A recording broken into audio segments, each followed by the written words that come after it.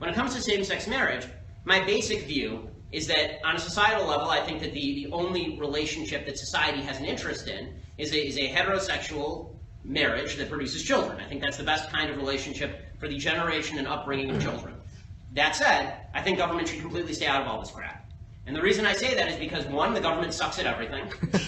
Right? The government has been terrible at forwarding the institution of marriage, clearly. Since back in 1960, 20% of blacks were having children out of wedlock. Now it is 70% of all black children are born out of wedlock. In the white community, it was 5% in 1960. Today it's 40%. Right? And that's in an era where the government was supposedly forwarding traditional marriage. So they suck at it. So that's number one. And number two, once same-sex marriage becomes enshrined at the state level, the state will be used as a cudgel to wield against religious individuals. Right? I'm of the view that I get to, in my business and in my life, I get to deal with and serve the people that I wish to serve. And as a religious person, if I don't wish to take part in something that I personally consider a sin, that's none of your business, just as it's not my business if what I consider to be a sin, you don't consider to be a sin and you want to do what you want. Right? So I'm very libertarian on this particular issue. I think that the right is moving in that direction, by the way. You know, conservative states like Alabama have actually taken measures to disinstitutionalize it, to get rid of state-sponsored marriage altogether because they're afraid of what's coming next. And I think that's the direction in which things are going to move. And I think that social institutions then have to teach people, you should get married, you should have kids. You know, the social institutions failed and then the government failed. And I think we need to rebuild social institutions. De Tocqueville wrote in large measure about how the United States was unique in that we actually had this grand non-governmental social system which allowed us to have a social framework within which we all work. And when the government took over for that, then it made the country that much poorer. It made our social ties completely frayed. So that's my view of same-sex marriage. Your time. Thank you for coming here. I disagree with a lot of what you said tonight. Good. That makes it fun. I don't believe that being transgender means that you have some sort of mental illness. Okay. And I think that the majority of the psychological, national associations would agree with that. And I think that there's a lot of evidence that institutional racism exists and that it manifests itself in very real and negative and harmful ways. Okay. But I don't feel any violence or animosity towards you, and I would say that most of the people that I know might wish that you wouldn't spread ideas. They might wish that you wouldn't spread ideas that they find harmful and negative, but they don't feel any direct ill will towards you in any violent way that they would carry out. So I guess what I've been feeling throughout this talk is kind of this vast mischaracterization of the left as some sort of homogenous, violent, oppressive body. And I think that the majority of the people that I know and the majority of the interactions that I've had with communities on a larger scale have not matched that representation. So I was wondering if you could kind of talk a little bit about the non-violent. So there are two aspects to the non-violence, okay? And I think one you will agree with and one you will disagree with.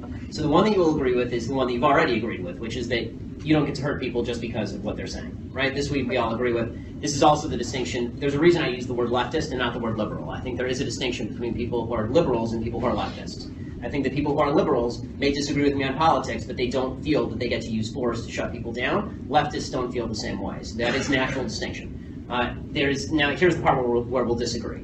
I think that if you are seeking to use the government to cram down your particular vision of society on individuals in violation of their freedom, that this is an aspect of totalitarianism. Whether you want to shut me down or whether you want to, let's pretend for a second that I were a baker. And let's say that I'm a religious baker. I'm a religious person, so let's say I were a baker. And let's say that I don't want to participate in a same-sex wedding because I feel that that's sinful in my own religious belief. My belief is that's none of your business. The belief of most people on the left is that there should be legislation that forces me to cater to that same-sex wedding. By polls, this is true. So, now we're getting into dicey territory because now this does implicate violence. It implicates governmentally used violence. So, you can be, I'm happy you're libertarian essentially with regard to my speech. But when it comes to my behavior, you're significantly less libertarian than I am. You can do what you want, I don't care. But people on the left deeply care what I do in my personal life, that they have no right to my labor and they have no right to my services. So this is where the pedal hits the metal in terms of American politics, and this is where the pedal will hit the metal when the government starts getting more and more deeply involved. As far as the institutional racism, all I would ask you to consider, you can believe what you want, but I would ask you to consider this. Shouting institutional racism does not actually combat racism. You have to find individual instances, and you have to show me who the racists are so that we can fight them together. I hate racism. I think it's evil. But if you're just going to say institutional racism every time something bad happens, there's no way to fight it. I need a policy that you're proposing, or I need a person who's actually racist so that we can fight it together, or we can determine whether the policy is good. What I find really problematic is the virtue signaling that I see by so many people on the other side, which is, I don't have to give you the racist, I don't have to tell you who he is or what measures I'm proposing. I just say institutional racism, everybody cheers for me because that's an approved point of view, and now we move on with our lives. You haven't helped anybody, you've just made yourself feel better. If you want to have her respond, please. Well, I think that institutional racism in and of itself, first of all, I would say that the majority of the people that do bring up institutional racism do also have solutions as to how to combat it.